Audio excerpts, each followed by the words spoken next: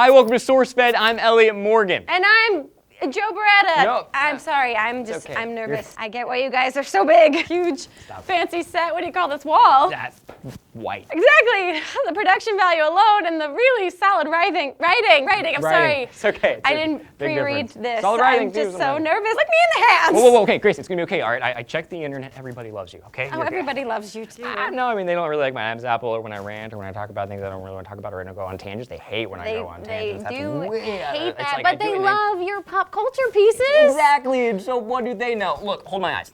Repeat after me. Perfect. Okay, so here we go. Live from Los Angeles, it's SourceFed. Live. Nailed it. Don't touch me. Okay.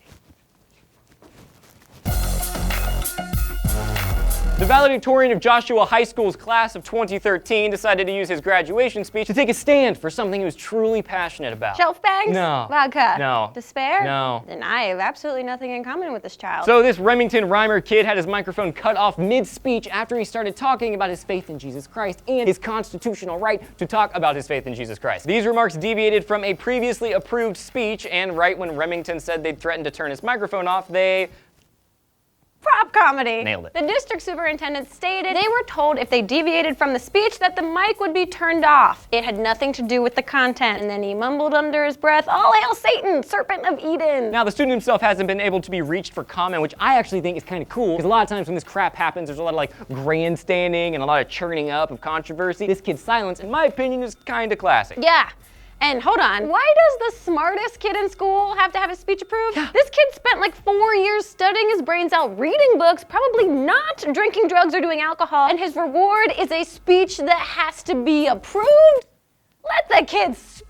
He spent 4 years thinking that grades are important. Let him talk. He's the victim here in more ways than one, and there's support for both sides coming in. The Liberty Institute in Plano says one of the points of Texas passing the Religious Viewpoints Anti-Discrimination Act was to keep student speeches from being censored by their schools. There's a place called the Liberty Institute. Yeah. That sounds like a terrible museum. But Annie Laurie Gaylor, co-president of the Freedom from Religion Foundation, or FRF, because that's a thing too, stated if it has a policy that it pre-approves the speech, they have the right and duty to cut off the mic if the student deviates from the approved script or is doing something that would embarrass or reflect poorly on the school. I bet she's a lot of fun at parties. Yeah, so this brings us to a brand spanking new edition of Double Rant. I will be speaking on behalf of a school district, and Grace will be speaking on behalf of the students. First of all, it's common practice for school districts to be assholes prior to graduation or in any situation. Also, this at graduation is total BS. Rhyming, right? I love it. You're like Eminem. Yeah. Freedom of speech is important, especially when it's the speech of an intelligent, well-respected young adult. So get over yourself, school district, with a freaking stick up your ass. Oh, we're gonna follow the rules. Chill, and like the backlash you're receiving must be worse than the consequences of just letting the kid say his speech, which I guess is pretty typical of our short-sighted education system. And oh my God, don't even get me started on standardized vouchers.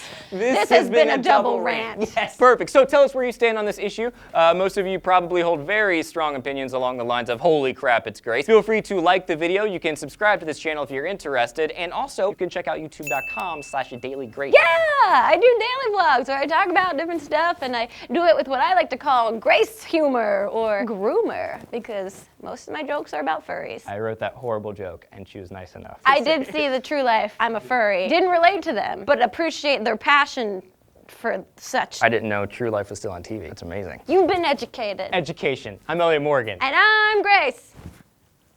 Did we do this? Did we do that? We have the SourceFed face, which is this. It's almost exact. It's just as charming. Okay. You want to combine? I'll do this.